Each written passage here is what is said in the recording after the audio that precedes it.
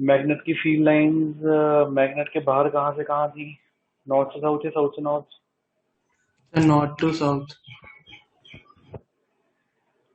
हाँ जी, मैग्नेट की फील्ड लाइंस मैग्नेट के बाहर नॉर्थ से साउथ हैं और अंदर साउथ से नॉर्थ हैं।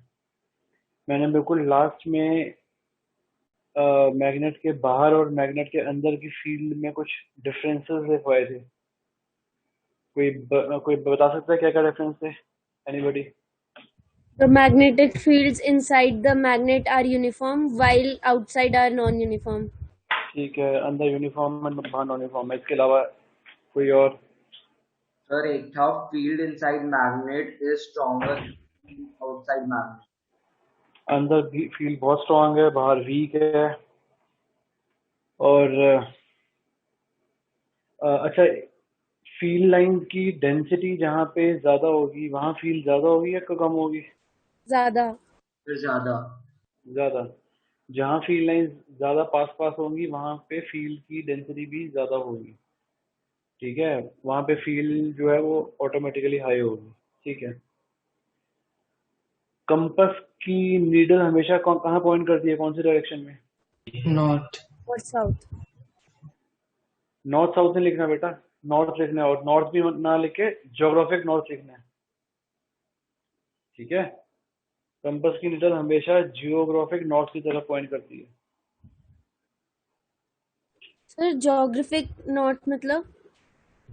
जियोग्राफिक मतलब अर्थ, जियोग्राफिक नॉर्थ मतलब अर्थ का नॉर्थ, वो हमेशा अर्थ के नॉर्थ की तरफ पॉइंट करती है। ठीक है।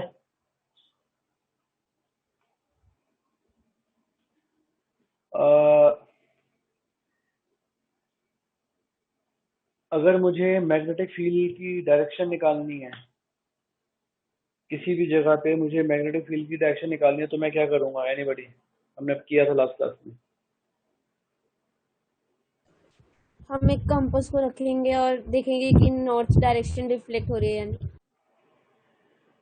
अगर हमारे पास कंपास ना हो, हमारे पास फील्ड लाइंस हो, हमारे पास फील्ड लाइंस हैं लेकिन हमारे पास कोई कंपास वंपास नहीं है। Iron अब हम, filings. हाँ जी भाई, आयरन फिलिंग्स। आयरन फिलिंग भी नहीं है हमारे। मैंने अब तुम्हें लिखवाया था, अगर हम उस पॉइंट पे टेंजेंट ड्रॉ करेंगे, याद है? Yes sir. ठीक है, अगर हमें फील्ड की डायरेक्शन निकालनी है और हमारे पास फील्ड लाइंस हैं, तो जहां फील्ड निकालनी है वहां पे हम टेंजेंट ड्रॉ करेंगे। Tangent gives the direction of magnetic field at that point. चलो जी, आगे कंटिन्यू कर रहे हैं। एक सेकंड रुको बस।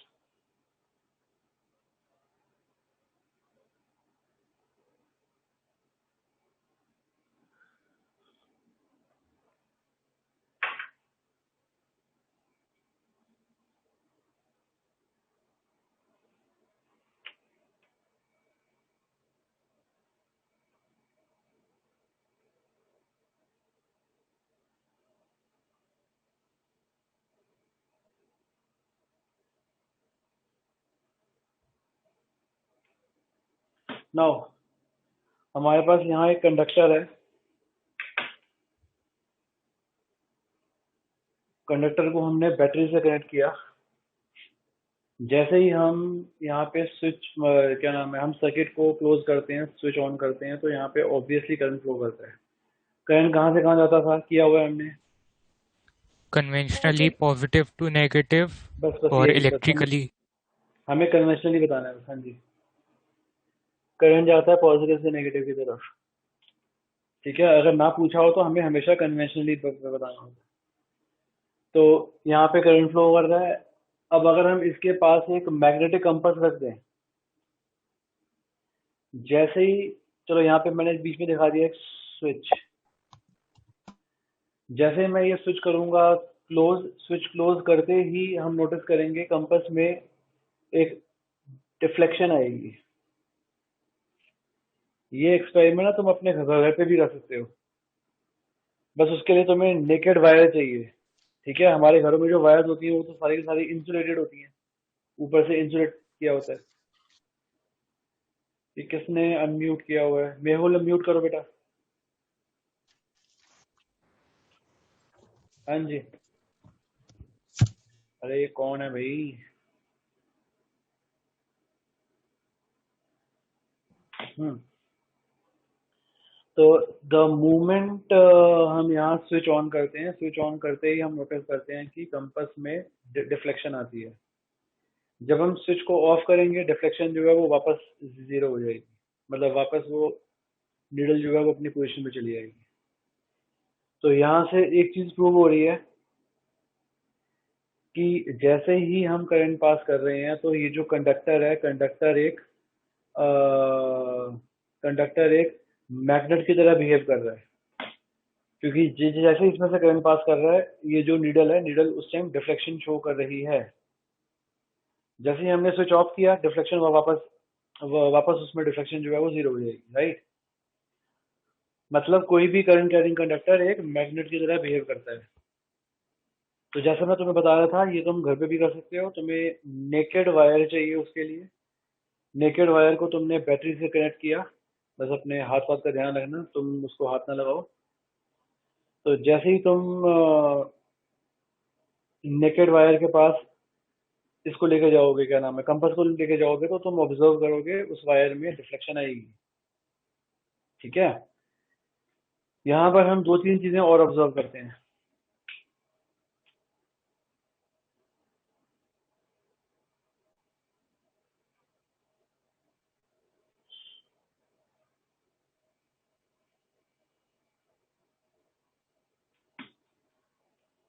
एक बार फिर से मैंने स्विच ऑन किया, स्विच ऑन किया, लेकिन मैंने बैटरी के टर्मिनल्स उल्टे कर दिए। तो अभी तक ये वाली वायर में करंट जा रहा था ऊपर की तरफ, अब ये वाली वायर में करंट जा रहा है नीचे की तरफ। तो करंट ने डायरेक्शन चेंज कर ली है। तो अब इस टाइम हम ऑब्जर्व करेंगे, जो नीडल है, नीडल में भी डिफ्लेक्शन की डायरेक्शन चेंज हो जाएगी। जो डिफ्लेक्शन अभी तक इस तरफ आ रहा था, अब वो डिफ्लेक्शन उस तरफ हो जाएगा। तो जैसा मैं तुम्हें बता रहा था, कोई भी करंट कैरिंग वायर एक मैग्नेट की तरह बिहेव कर रहा है, वो यहाँ से प्रूव हो जाता है, क्योंकि कंपास में डिफ्लेक्शन आ रही है। प्लस अगर हम करंट की डायरेक्शन चेंज करते हैं, तो इसका मतलब ये जिस मैग्नेट की तरह बिहेव कर रहा है, उस मैग्नेट के पोल चेंज हो गए। कौन सा पोल कहाँ है वो तुम्हें अभी नहीं करना, वो तुम्हें, अगर तुम साइंस लेते हो तो तुम्हें वो ट्वेल्थ में करवाया जाएगा कि इसका नॉर्थ पोल कहाँ होगा और साउथ पोल कहाँ होगा। बट अभी के लिए फिलहाल तुम्हें सिर्फ ये करना है कि अगर हम करंट ऑफ करते हैं तो डिफ्लेक्शन जीरो हो जाती है, करंट ऑन करते हैं तो डिफ्लेक्शन इसमें आ जाती है, और अगर हम करंट की डायरेक्शन चेंज करते भी डिफ्लेक्शन भी चेंज हो जाती है, डिफ्लेक्शन की डायरेक्शन चेंज हो जाती है। इसका मतलब कंडक्टर जो है वो मैग्नेट है। करंट चेंज होने पे मैग्नेट के पोल चेंज हो रहे हैं, नॉर्थ का साउथ और साउथ का नॉर्थ हो रहा है। Am I clear? Yes, Yes. Yes, sir. sir. बात समझ आ रही है सबको? कोई दिक्कत है तो पूछो, अदरवाइज कोई दिक्कत नहीं है तो यहाँ पे हेडिंग दो जरा। हेडिंग दोगे, conductor behaving as a magnet.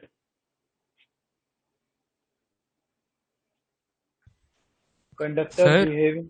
हाँ जी। जो ये आपने इलेक्ट्रिक करंट की डिफ्लेक्शन दिखाई है इलेक्ट्रिक करंट से, तो फिर इलेक्ट्रिक करंट उसे अट्रैक्ट कर रहा है या रिपेल कर रहा है नीडल को? एक केस में, ये वाले केस में अट्रैक्ट कर रहा है, ये वाले केस में रिपेल कर रहा है। मैं तुम्हें बताया ना, इसके अपने नॉर्थ और साउथ हो जाएंगे।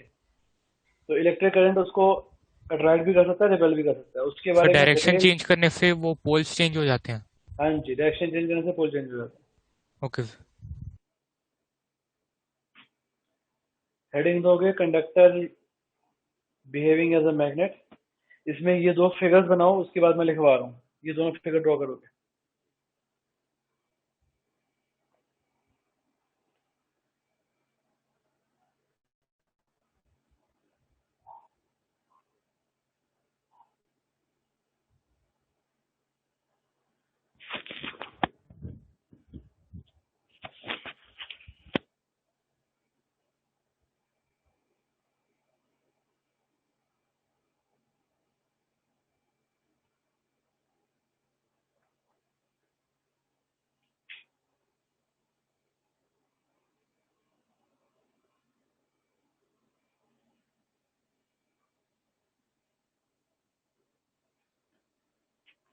And this is magnetic compass.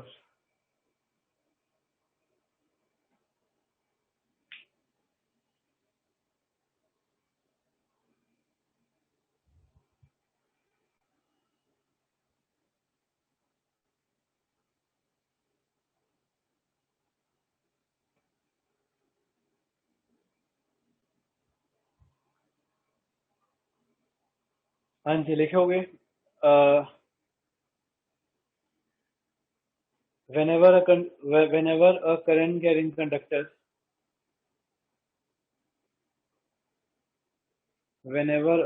carrying conductor is brought near a magnetic compass,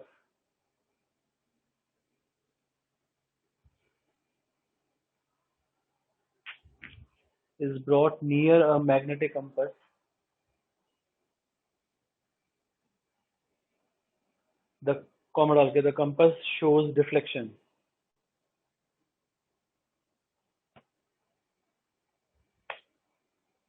Compass shows deflection.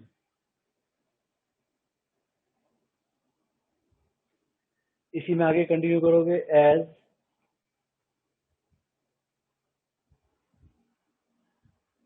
as the direction of current is reversed,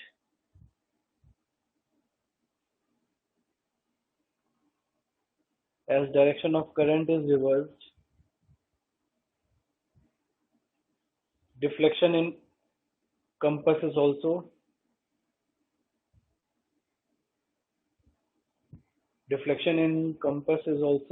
changed.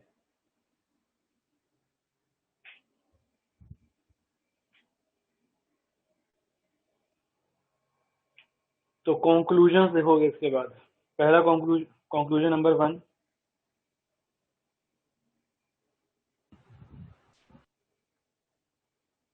first conclusion, any current carrying conductor behaves as a magnet.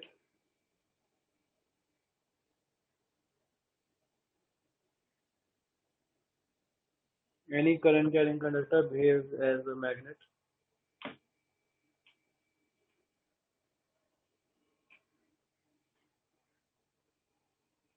Second, sir एक second first वाला वापस बोल दो.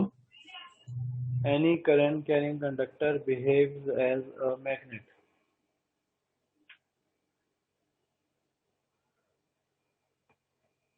Second,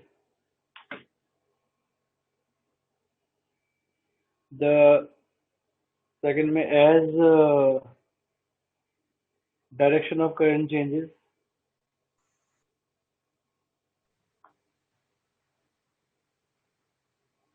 the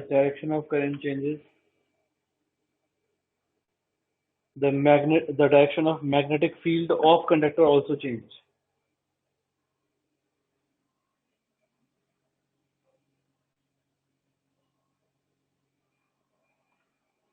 Direction of magnetic field of conductor also change.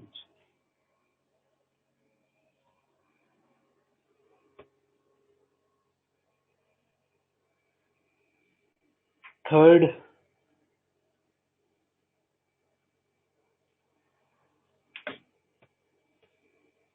as the magnitude of current increases,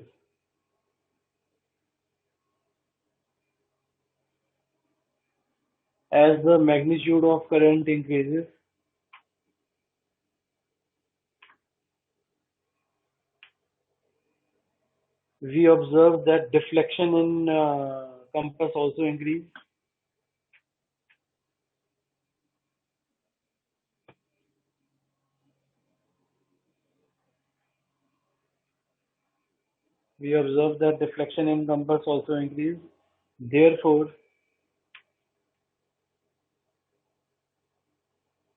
Therefore, magnetic field of conductor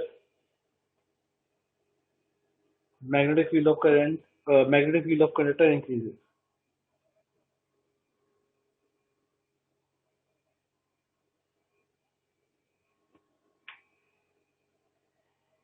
इसमें ये तीसरा जो point मैंने लिखवाया तुम्हें, तीसरा पॉइंट समझ लेना भाई सारे, कि अगर हम करंट का मैग्नीट्यूड इंक्रीज करते हैं, एनी हाउ अगर हम करंट इंक्रीज करते हैं तो ज्यादा करंट में हम ऑब्जर्व करेंगे नीडल में ज्यादा डिफ्लेक्शन आएगी, चाहे इस तरफ हो चाहे उस तरफ हो. करंट इंक्रीज करने से डिफ्लेक्शन जो है वो ज्यादा हो जाएगी. डिफ्लेक्शन बढ़ गई है इसका मतलब कि इसकी मैग्नेटिक फील्ड भी बढ़ गई है कंडक्टर में. मतलब करंट बढ़ाने से मैग्नेटिक फील्ड बढ़ रही है, करंट घटाने से मैग्नेटिक फील्ड घट रही है. और जब हम ऑफ कर देंगे इसे तो मैग्नेटिक फील्ड है ही नहीं, क्योंकि मैग्नेटिक फील्ड तो तब होगी जब करंट फ्लो होगा, राइट।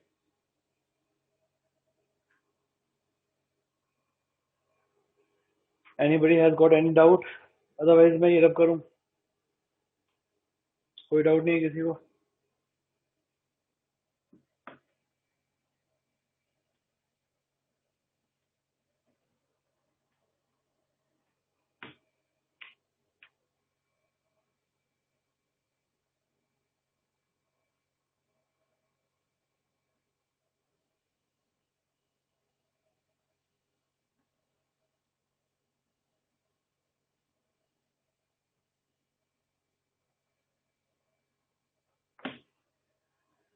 हाँ जी, हेडिंग दोगे अगेन, नेक्स्ट हेडिंग दोगे, magnetic field of a straight conductor, magnetic field of a straight conductor.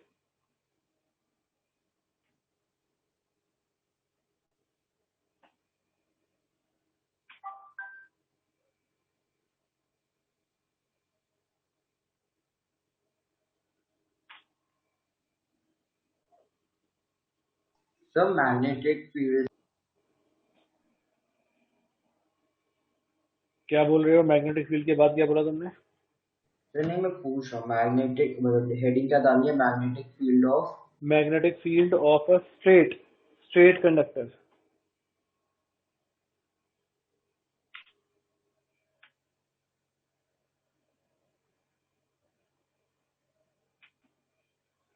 ध्यान दोगे भाई, अब मैं ये जो मैं समझा रहा हूँ, ये एक स्ट्रेट वायर है। हमने क्या किया, स्ट्रेट वायर को एक कार्डबोर्ड के आर पार कर दिया, मतलब ये एक कार्डबोर्ड था, कार्डबोर्ड में से स्ट्रेट वायर हमने उसके आर पार कर दी, ठीक है। और कार्डबोर्ड को हमने हॉरिजॉन्टली रखा हुआ है।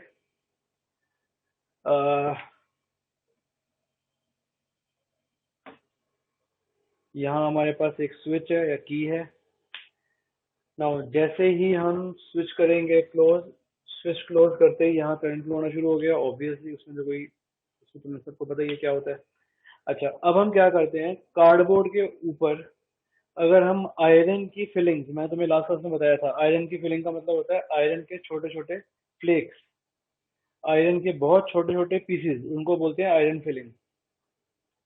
अगर हम कार्डबोर्ड के ऊपर आयरन के फिलिंग स्प्रिंकल कर दें, मतलब बिखेर दें, हमारे पास बहुत सारे छोटे छोटे आयरन की फिलिंग्स हैं, उनको हमने इसके ऊपर बिखेर दिया, तो हम ऑब्जर्व करते हैं कि जो आयरन फिलिंग्स हैं वो इस स्ट्रेट कंडक्टर के आसपास कंसेंट्रिक सर्कल्स की फॉर्म में घूम जाएंगी।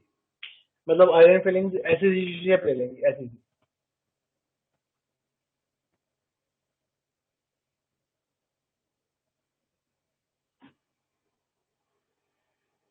तो मैं एक बार फिर से बता रहा हूँ, यहाँ हमने क्या किया, हमने पहला स्टेप हमने क्या किया, वायर को कार्डबोर्ड के आर पार किया।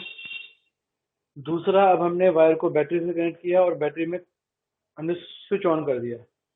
स्विच ऑन किया तो यहाँ पे करंट फ्लो कर रहा है। कार्डबोर्ड के ऊपर आयरन की फिलिंग्स अगर हम बिखेर दें तो हम ऑब्जर्व करते हैं कि आयरन की फिलिंग्स गोल गोल गोल गोल घूम जाएंगी, सर्कल की शेप में घूम जाएंगी, कंसेंट्रिक सर्कल्स की शेप।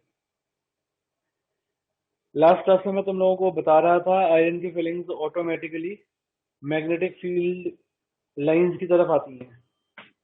ध्यान है ना, हमने क्या किया था, ये मैग्नेट था, मैग्नेट के आसपास आयरन की फिलिंग्स ऐसी आ गई थी ना, ध्यान है सबको?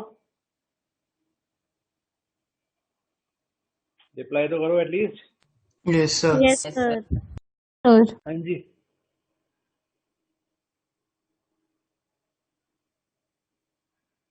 तो आयरन की फिलिंग्स जिस शेप में अपने आप को ले आती हैं उस शेप में मैग्नेटिक फील्ड लाइंस होती हैं। यहाँ पर आयरन की फिलिंग्स ने अपने आप को गोल गोल घुमा दिया है, इसका मतलब कि स्ट्रेट वायर की फील्ड लाइंस जो है वो कंसेंट्रिक सर्कल्स की शेप में होती हैं, ठीक है। तो अगर हमें पता लगाना है कि किसकी फील्ड किस शेप में है, तो सबसे अच्छा तरीका ये है कि उसके आसपास आयरन की फिलिंग्स को बिखेर दो। जिस डायरेक्शन में वो अपने आप को अलाइन कर लेंगी उस डायरेक्शन में मैग्नेटिक फील्ड लाइंस होंगी। तो ये सारा मैं तुम्हें explain, ये सारा तुम्हें मैंने समझा तो दिया है, मैं ये तुम्हें लिखवा रहा हूँ। अगेन कोई डाउट है तो पहले पूछ लो, एनीबॉडी? कोई डाउट नहीं है? ये वाली फिगर ड्रॉ करोगे, फिर लिखते हैं।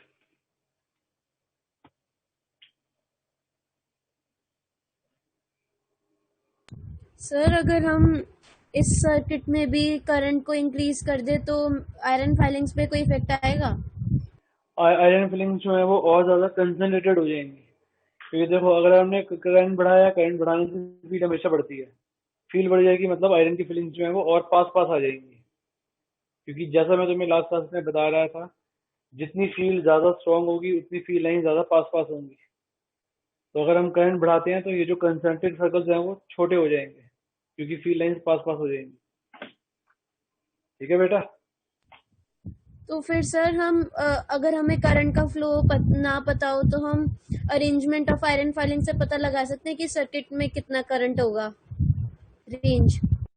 हम ये पता लगा सकते हैं कि हमें ये पता सकता है कि करंट ज्यादा है या कम है, बट कितना करंट है उसके लिए तो हमें एमीटर चाहिए ना। कितना करंट है वो तो हमें एमीटर से पता चलेगा। Okay sir. ठीक है?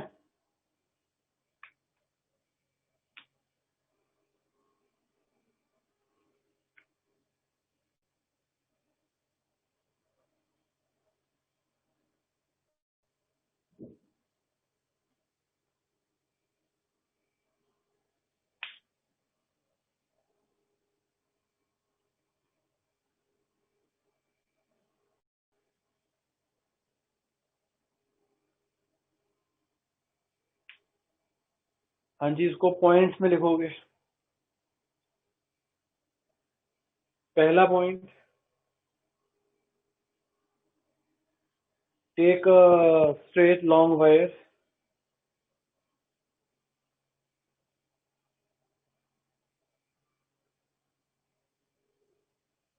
take a straight long wire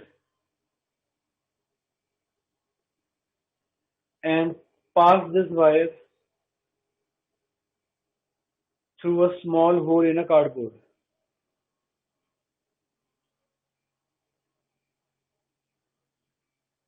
Sir, and pass this wire.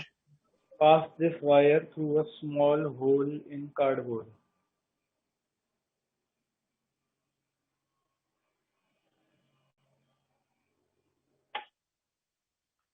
Second point,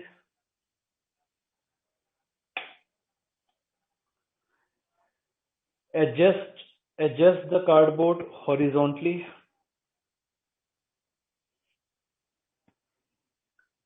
Adjust the cardboard horizontally. Cardboard बिल्कुल horizontal होना चाहिए.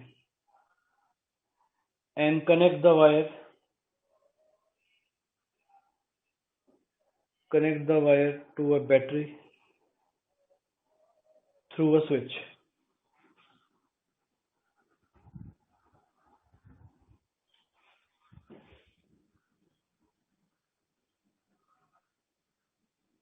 Through a switch. Third point,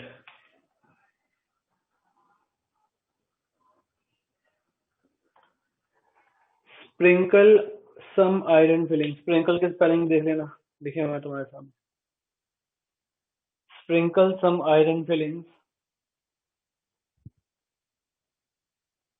on the cardboard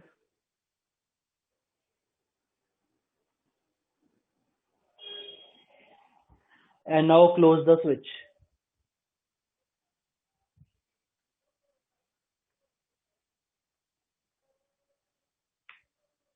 Now close the switch. Third point,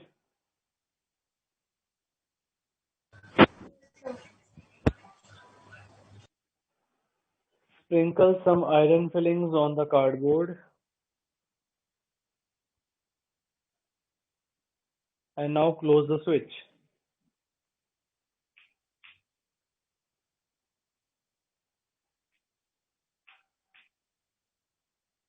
Fourth point,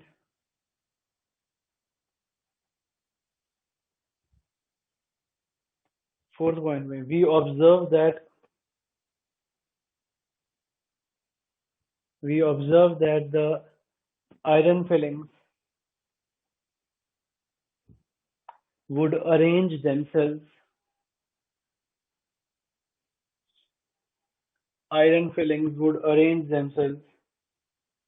around the wire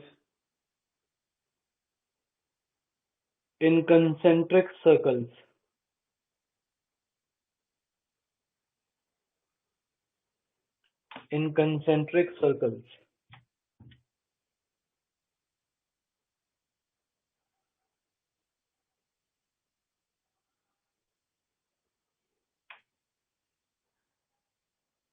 This shows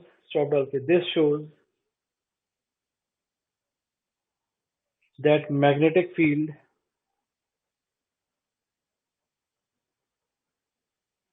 of straight wire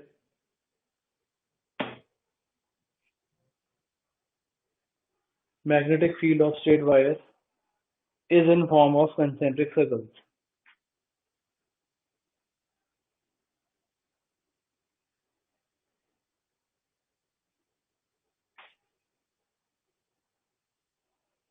Is in the form of concentric circles.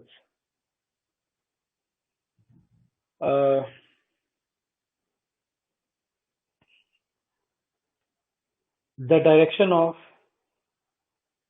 इसी point में लिखना है, the direction of magnetic field of straight wire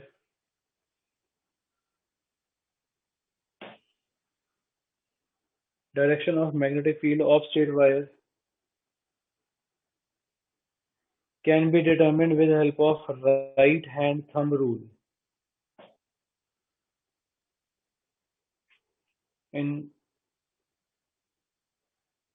Can be determined with help of right hand thumb rule.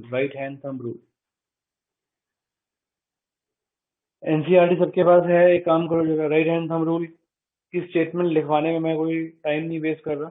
एक तो जो अभी तुमने लिखा है राइट हैंड थंब रूल, उसको अंडरलाइन कर लो. और एनसीईआरटी में पेज 228 खोलोगे everybody.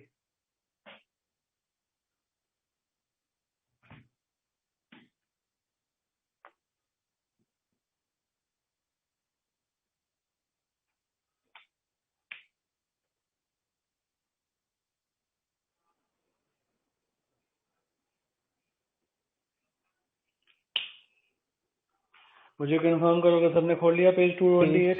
228. Yes, sir. Yes, Yes, sir. sir. इस पेज पे बिल्कुल टॉप पे देखो जरा. बिल्कुल टॉप पे तुम्हें दिख रहा होगा राइट हैंड थंब रूल. दिख रहा है सबको? Yes, sir. Yes. Right hand thumb rule को वहां अंडरलाइन करके वो जो स्टेटमेंट है रीड करो. फिर समझा रहा हूँ मैं तुम्हें.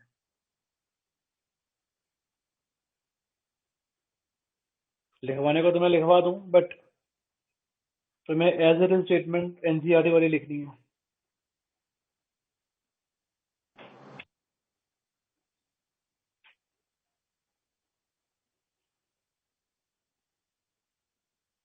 हाँ जी, स्टेटमेंट अगर सबने पढ़ लिया है तो. सबने पढ़ लिया है? मेहुल, जिया, दीपांशु, सबने पढ़ लिया स्टेटमेंट? Yes, sir. सर पढ़ रहा हूँ.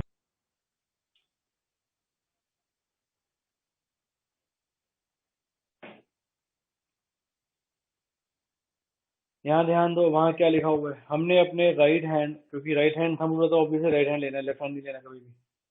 हमने अपने राइट हैंड के थंब को इमेजिन किया कि जो राइट हैंड का थंब है वो करंट की डायरेक्शन है.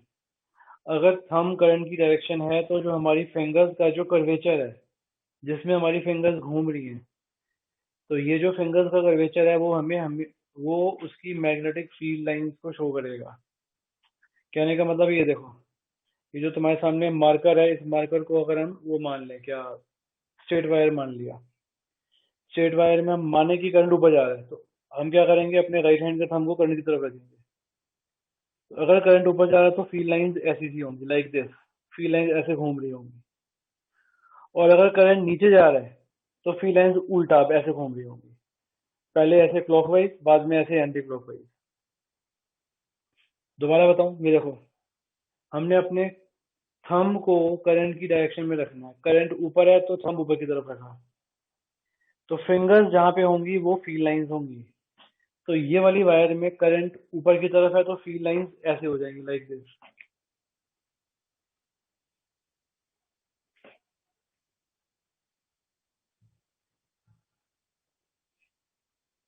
फील्ड लाइंस जो है वो ऐसे होंगी।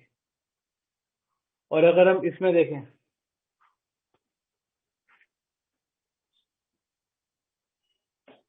अब करंट नीचे जा रहा है, करंट नीचे जा रहा है तो फील्ड लाइंस अपनी डायरेक्शन चेंज कर ली, अब फील्ड लाइंस उल्टा घूम रही है।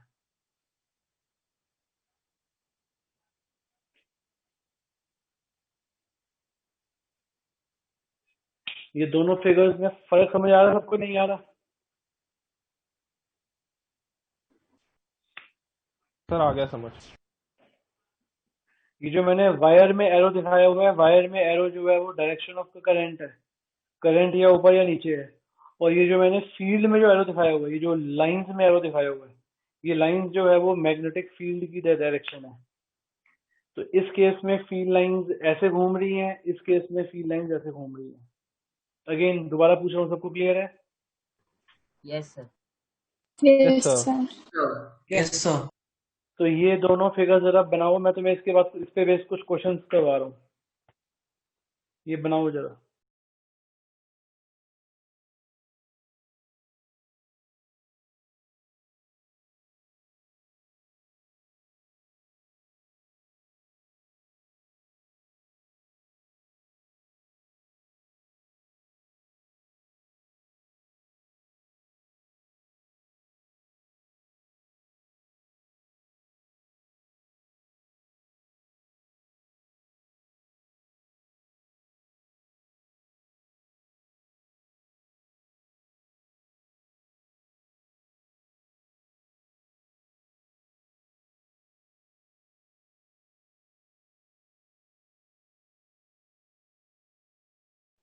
हाँ जी, अभी तक जितना भी हमने किया, चलो वो तो तुम्हें बड़े आराम से समझ में आ जाएगा, बट जो मैं अब तुम्हें करवाने वाला हूँ, अभी अगले जो 10 मिनट 15 मिनट हैं वो ध्यान से सुनना, वरना ये खुद से समझ में नहीं आएगा बिल्कुल भी। ठीक है?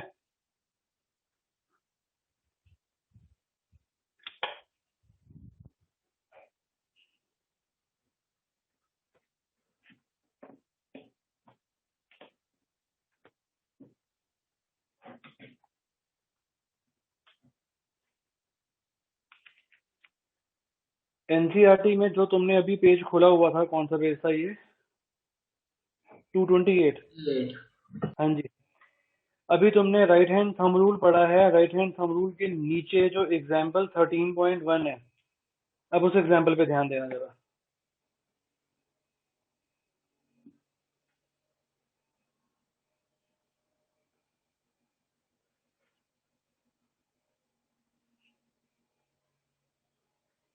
इस एग्जाम्पल में क्या बोला हुआ, करंट कहाँ से कहाँ जा रहा है इसमें? Sir, East east to to west. West. East direction. To west. अब मेरी बात ध्यान से सुनना एवरीबॉडी, तुम लोग जब मैप देखते हो, मैप में तुम ये देखते हो ना, यहाँ ईस्ट, यहाँ वेस्ट, यहाँ नॉर्थ, यहाँ साउथ, ये देखते हो? Yes, sir. Sir Yes, sir. ठीक है? ये जो तुम्हारे सामने मैंने फिगर बनाई है, ये 2 डायमेंशनल शेप है, ये 2 डायमेंशनल फिगर है। अगर हम 2 डायमेंशनल फिगर से डायरेक्शन निकालने की कोशिश करेंगे तो हम डायरेक्शन नहीं निकाल सकते। ऐसे क्वेश्चंस में हमें 2D नहीं चाहिए, हमें 3D फिगर चाहिए, 3 डायमेंशनल फिगर चाहिए। 3 डायमेंशनल फिगर कुछ ऐसी सी होती है, देखो हमने ये वाली फिगर नहीं लेनी।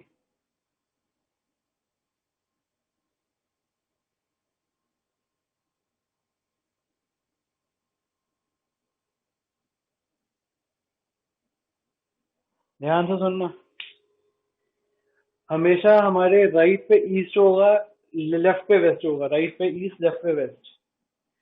नॉर्थ हमारे कभी ऊपर नहीं होता, वो तो हम जो ग्राफ पेपर है, ग्राफ पेपर में नॉर्थ ऊपर बनाते हैं, वैसे नॉर्थ हमारे कभी सिर के ऊपर नहीं होता, हमेशा ऐसे होता है, ये ईस्ट, ये वेस्ट, सामने की तरफ लेते हैं नॉर्थ, पीछे की तरफ south, east west north south. तो ये ईस्ट, ये वेस्ट, सामने की तरफ नॉर्थ है, पीछे की तरफ से साउथ है। समझ में आ रहा है? और ये है वर्टिकली अपवर्ड डायरेक्शन और ये है वर्टिकली डाउनवर्ड डायरेक्शन। ये कुछ ऐसे है, देखो ये ईस्ट वेस्ट हो गया, ये नॉर्थ साउथ हो गया, ठीक है, और ये हो गया अप एंड डाउन। समझ आ रहा है सबको? ये ईस्ट वेस्ट, ये नॉर्थ साउथ, ये अप डाउन। हाँ या ना बताओ। Yes yes sir. Sir. Sir yes sir. ठीक है, तो यहाँ पे ये 3 एक्सेस हो गई, ये ईस्ट वेस्ट, ये वाली ईस्ट वेस्ट है, ये वाली नॉर्थ साउथ है, और ये वाली अप डाउन है, ठीक है। तो मैं इस फिगर को थोड़ा सा और बड़ा करके अब समझा रहा हूँ, देखोगे।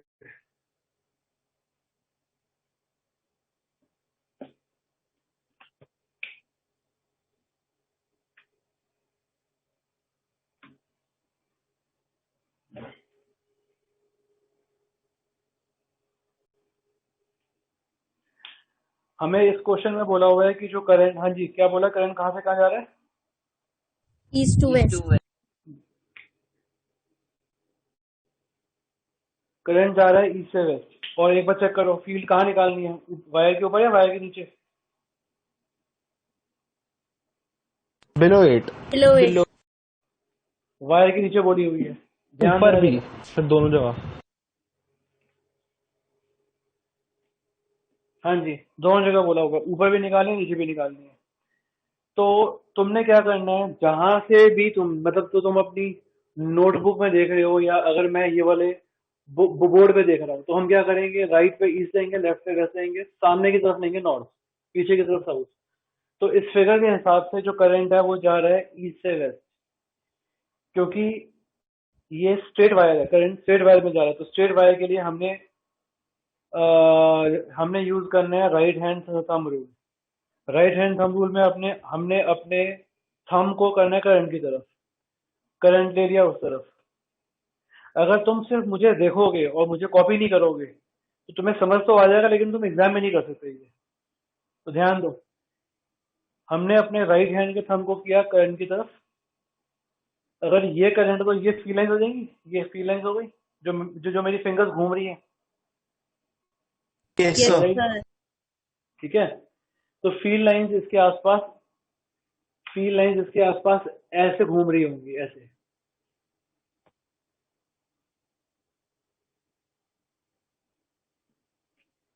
अब हमको फील्ड निकालनी है इसके ऊपर और नीचे। एक तो ये नीचे वाले पॉइंट पे निकालनी है, ऊपर वाले पॉइंट पे निकालनी है कि फील्ड की डायरेक्शन क्या होगी।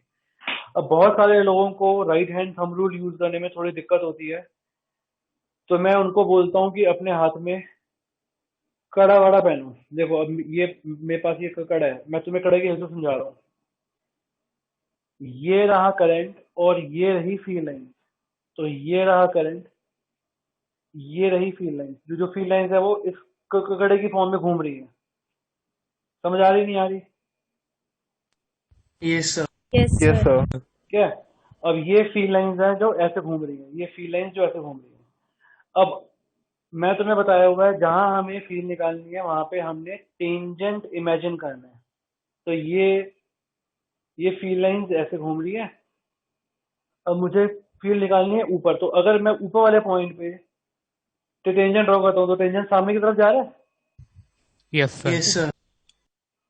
और यही अगर मैं नीचे वाले पॉइंट पे आता हूँ, देखो जरा ध्यान से, नीचे वाले पॉइंट पे अगर मैं आता हूँ तो टेंजेंट पीछे की तरफ जा रहा है। फिर से देखो, फिर से देखो जरा, ये रहा करंट, ये रही फील्ड लाइन, ये रहा करंट, ये रही फील्ड लाइन। तो फील्ड लाइंस ऐसे घूम रही है, लाइक दिस। अब जैसे ही मैं ऊपर आया तो ऊपर वाले पॉइंट पे ये जो मार्कर है, मार्कर या टेंजेंट, उसकी डायरेक्शन है सामने की तरफ। और सामने की तरफ कौन सी डायरेक्शन है? सामने की तरफ है नॉर्थ। यस क्योंकि मैं तुम्हें बता रहा था ये ईस्ट है, ये वेस्ट है, सामने नॉर्थ है और पीछे से साउथ है। तो सामने की तरफ बन रहा है नॉर्थ। तो इसीलिए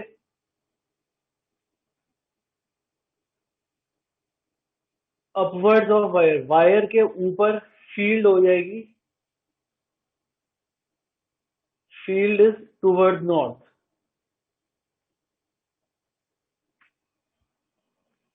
और इसी तरीके से वायर के नीचे, ये लो, जैसे ही हम नीचे आते हैं नीचे वाले पॉइंट पे, जो टेंजेंट बन रहा है वो पीछे की तरफ बन रहा है। अब सामने नॉर्थ है तो हमारे पीछे क्या है? साउथ। साउथ। तो एट डाउनवर्ड वायर के नीचे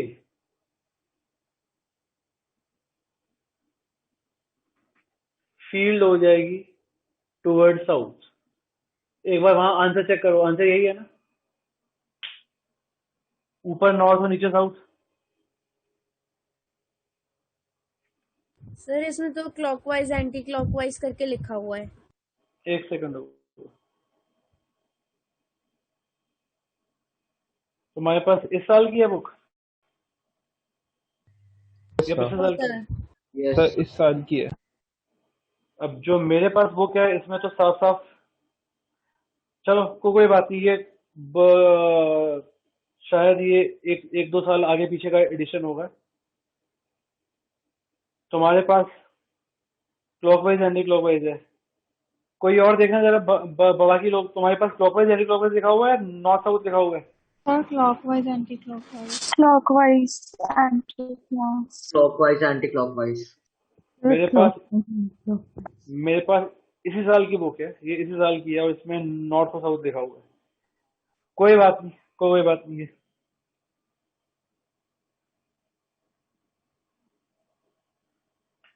तुम क्लॉकवाइज एंटी क्लॉकवाइज लिखो या नॉर्थ साउथ लिखो, उससे कोई खास फर्क नहीं पड़ता, ठीक है ना? मैंने तुम्हें समझा दिया है। ये लो, ऊपर वाले पॉइंट पे फील्ड सामने की तरफ जा रही थी और नीचे वाले पॉइंट पे फील्ड पीछे की तरफ जा रही है। अगर मैं सेम को क्वेश्चन में बोलूं कि मुझे फील्ड निकालनी है नॉर्थ पे, ये देखो, ये ऊपर है, ये नीचे है, ये सामने की तरफ नॉर्थ है, पीछे की तरफ साउथ है। एक्चुअली ना अभी थोड़ी सी दिक्कत ये है कि कैमरे में समझाना थोड़ा सा मुश्किल है। अगर मैं तुम्हारे बिल्कुल सामने होता तो और अच्छे से समझा पाता। कैमरे पे थोड़ी सी मुश्किल तो होगी तुम लोगों को।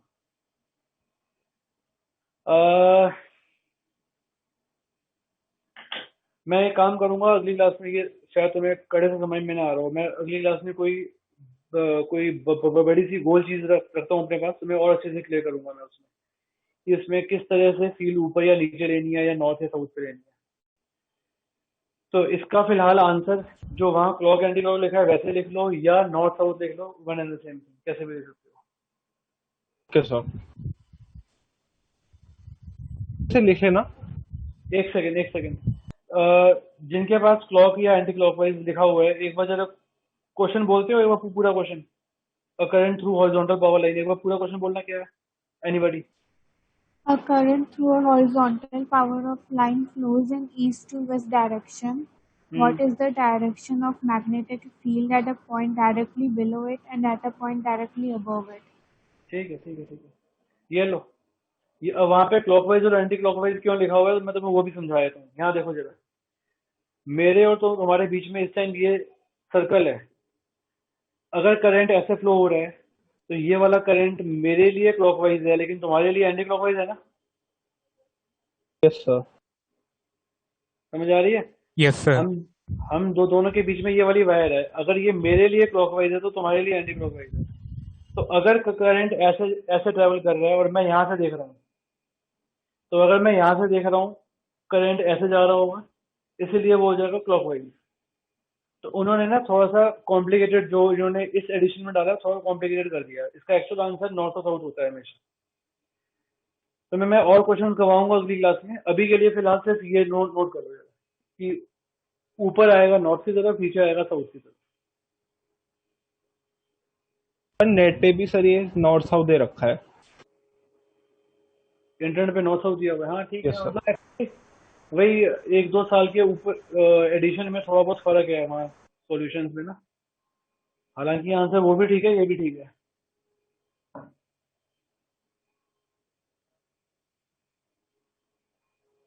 So next class में आपकी आवाज समझा दोगे? आवाज ब्रेक हो रही है, मुझे कुछ समझ में नहीं आ रही क्या बोल रहे हो आप। आवाज ब्रेक हो रही है बहुत, दोबारा बोलो या फिर लिख के बताओ क्या बोल रहे हो। Sir, कर लिया नोट डाउन। तो नेक्स्ट क्लास में मैं इस पे बेस्ड आगे बड़े सारे क्वेश्चन करवाऊंगा, जिसमें तुम्हें डायरेक्शन अच्छे से क्लियर हो जाएगी कि हमें पता कैसे चलेगा कि कब कहाँ किस डायरेक्शन में फील्ड है। उसके बारे में नेक्स्ट क्लास में डिटेल में बात करेंगे, ठीक है सर हाँ जी जी एक्सप्लेन कर दूंगा अगली क्लास में। मैंने अगली क्लास में अगले इस पे बहुत सारे क्वेश्चन करवाने हैं, वो तुम्हें समझ में आ जाएंगे। हाँ जी बेटा बोलो। सर एक नंबर ऐड करना था फाइंस के ग्रुप में सर, आप एडमिन हो ना सर, ऐड कर दोगे सर? इसका आपका नंबर है? Yes sir.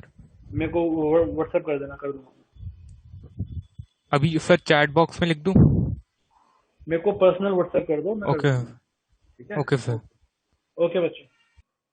Hariom sir. Hariom Hariom sir. Sir. Hariom Hariom बच्चों, हरिओम।